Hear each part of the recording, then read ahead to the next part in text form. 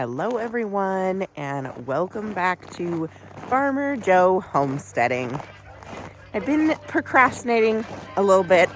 We've been really busy this week with things outside the farm, so I'm just getting around to finally filming our update for the week. So I'm outside now. At least I get to see some of the sunrise, doing our morning chore routine, and give you guys a little rundown on what's been going on here in this last week.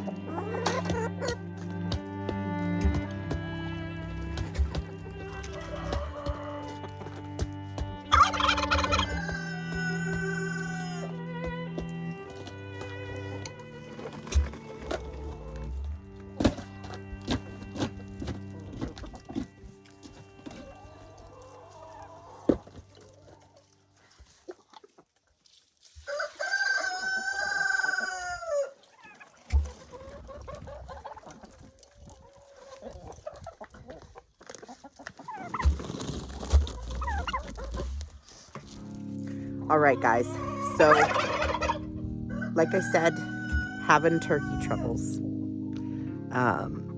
Just ended up finding out some genetic issues, which isn't technically an issue, I guess. We have heritage turkeys. Heritage turkeys are mixes of other breeds to get the color patterns or the desired traits that you want. So all heritage turkeys are just mixes of other heritage or wild breeds to get what you want. So that's, I'm assuming, like, that's kind of what I've read is why you get odd things happening. So we ended up discovering over the weekend that our turkey flock has a dilute gene. You need 2 parents to be carriers of a dilute gene to get a dilute poult, and you get about 1 to 2 out of every dozen poults that will hatch white or with the sweetgrass pattern. We had an adorable turkey poult, the first one of the season, hatch, and it had the sweetgrass pattern, which made me panic and try and find out what is happening, and did a lot of research, talked to some other breeders, and that is what the conclusion is, that we have a flock that carries the dilute gene. Now, for the time being, I'm not going to do anything about it. We will hopefully be finding new toms this year anyways. I'll probably have to buy them as poults and raise them up, so they won't be ready to breed till next year. But for now, we'll just keep them as is. And we can either keep all of the sweetgrass poults that hatch for ourselves, or just sell them for a little bit cheaper than the bronze poults. And eventually we will work on getting our Ridleys with a little bit better gene pool than we currently have. But we love them. There's no way that I could get rid of my girls. Joe and I hand-raised these turkeys. They eat out of my hand, and our girls are so sweet. So even though the correct thing they say to do is to cull any birds with the dilute gene and start over, I'm We just raise heritage turkeys because we love them. We raise the Ridleys because they're Canadian. And if we have that dilute gene, then so be it for the time being. And we will work on our genetic lines over time.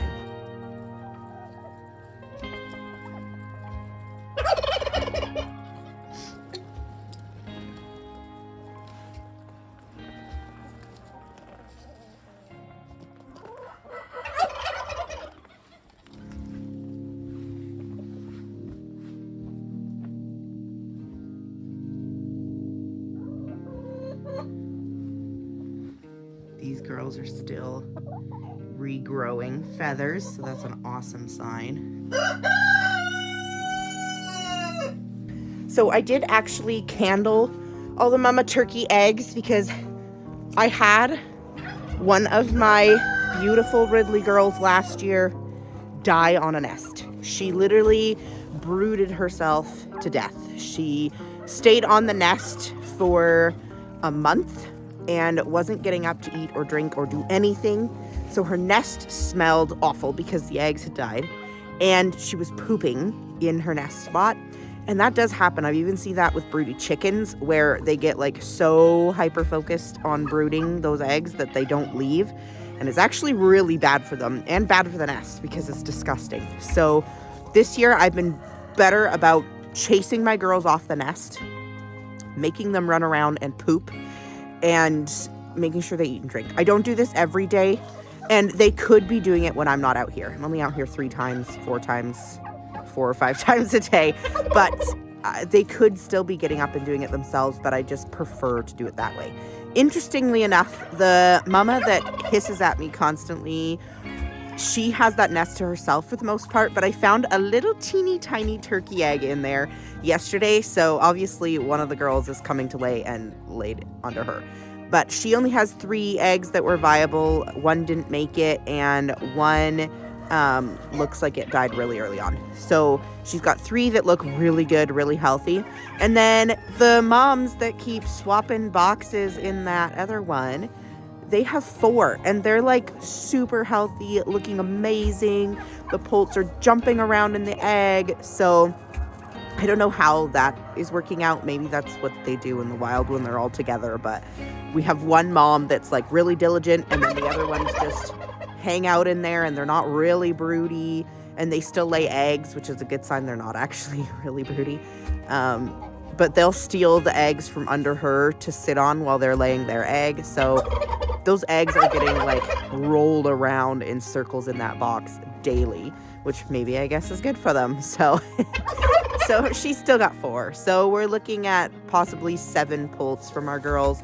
I am debating giving all those 4 eggs over to that other mama, because with all of the turkeys together in there swapping, I'm very concerned about what's going to happen when she actually hatches her babies.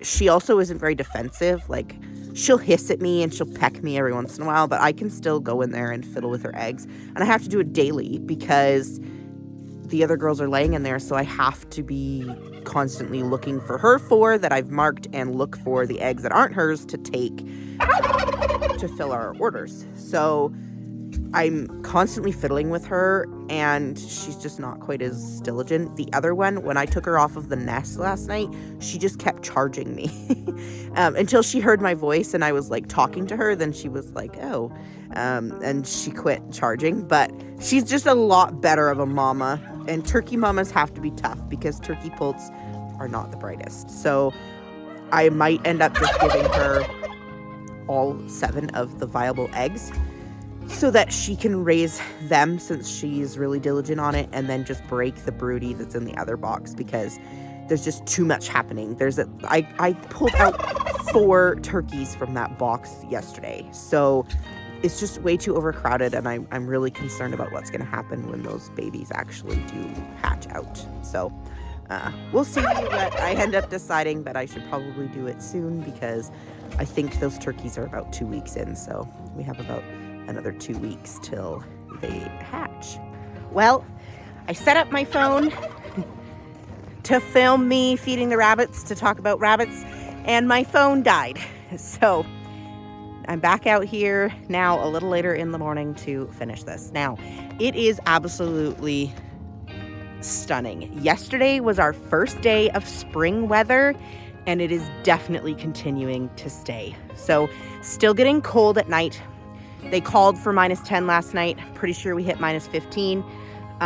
But if it's going to be, I think yesterday the high was +7.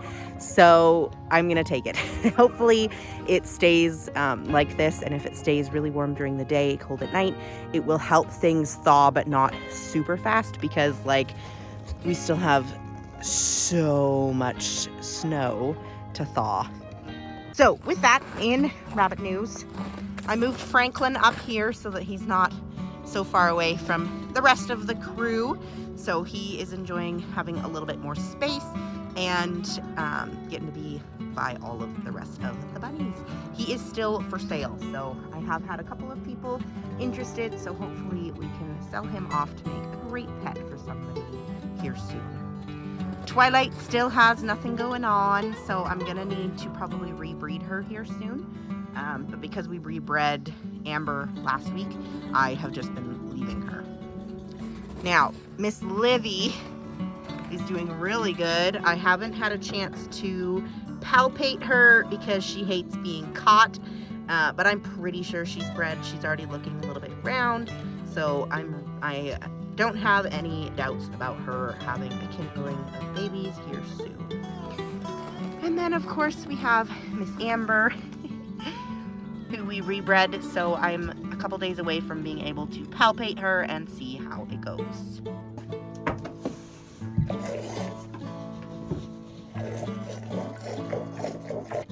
The goats are all doing really well. Miss Star is standing right here, and she is looking nice and wide.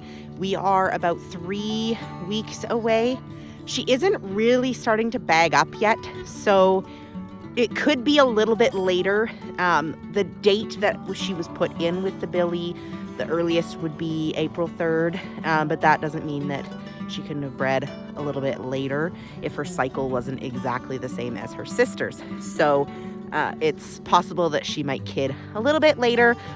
She freaks me out because every time I come here in the morning, she doesn't have much of a belly, and I'm like, oh, maybe it's just a big single. But then she eats breakfast with all the rest of the crew, and she's huge. So I am still hoping for multiples. A big single is just not ideal.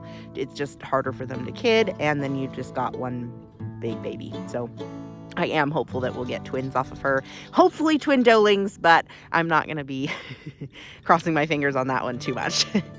So she is doing really well. Miss Luna hasn't come back into heat, so we'll be keeping an eye on that. But Big Mama, I think, is coming in really soon. She was being off and flagging, and poor Buddy has been like really interested in all the girls and smelling like a buck and being a pain. So I have a feeling that Mama is probably coming in pretty soon. So far, the electric fence seems to be working. Buddy had like created a perfect hole in the fence, so the electric fence is containing them because that wire is right there. So for the time being, it seems to be working. He is so smart though, so he can just like slip his head underneath the wire, and when it's on the hair, it doesn't zap them very hard because their hair is insulating. So he's extremely smart. So electric fence is so far working. I haven't noticed him out in the last day or two. So I think he's finally decided the zap's not worth it. And if the girls are starting to cycle, then he's very interested in just hanging out in here. So in incubator news, this last weekend, I guess, was the very first weekend that we managed to hatch out chicks, a turkey poult, and goslings all in the same day. So that was extremely exciting. We had 2 goslings hatch out of the first batch that we had set, which was pretty good because that was part of the batch that we lost when the temperature was wrong. So for 2 to make it when the temperature was totally wrong was really amazing. So they went off to new houses. We had that turkey poult that hatched that looked like the sweetgrass, he went to my sister-in-law because we want to know what he really matures as. I say he, but it could be a she. But I want to know what it really looks like when it matures. So we're going to keep that one with my sister-in-law and see how it ends up. And then obviously chicks every weekend. So the incubating is going a little bit better. It's staying consistent at least. So we're still sitting at about 30% right now. I've been trying to be more diligent about hand turning the eggs every day. And we should actually have goslings hatching almost every weekend now for a while, which is really good. Speaking of goslings though, the goose flock, he has been breeding them, but the girls are really slowing down. So I've only got 3 eggs so far this week, which is really low because I usually get like 2 or 3 a day. So the girls are just really cutting back with the cold weather. So now that it's officially springy and more like, this is more like what their breeding season is like, I'm hoping that they'll start picking up again, but we'll just be thankful for all the eggs we got early this year. So really none of the flocks are laying very well. I'm only getting about 2 turkey eggs a day, usually 1 for sure, or 2 maybe. The leg bars are really cutting back again, and the Morans are still hit and miss.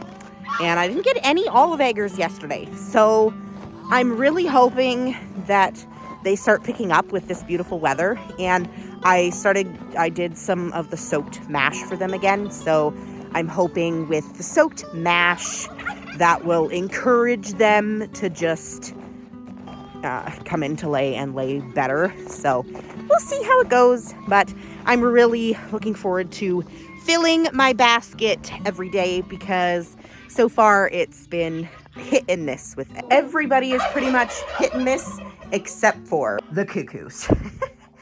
Cuckoos are not usually hit and miss. Cuckoo girls lay really, really well. So we have an abundance of cuckoo eggs each week. I'm usually setting like 4 dozen of their eggs a week. Because they're awesome layers and a dual purpose, I don't mind at all that we're hatching out more of them, because if I don't sell a lot of them, then we'll just keep them to eat or to replenish our flock. Well, I think that is everything for this week. We are going to have to keep improving our turkey flock to get better genetics there. And I think we've solved the goat problem. Well, the first goat problem. Hopefully we can get all the girls bred here soon too. So that is everything for this week. And make sure you like and subscribe to our channel. We will see you guys next time.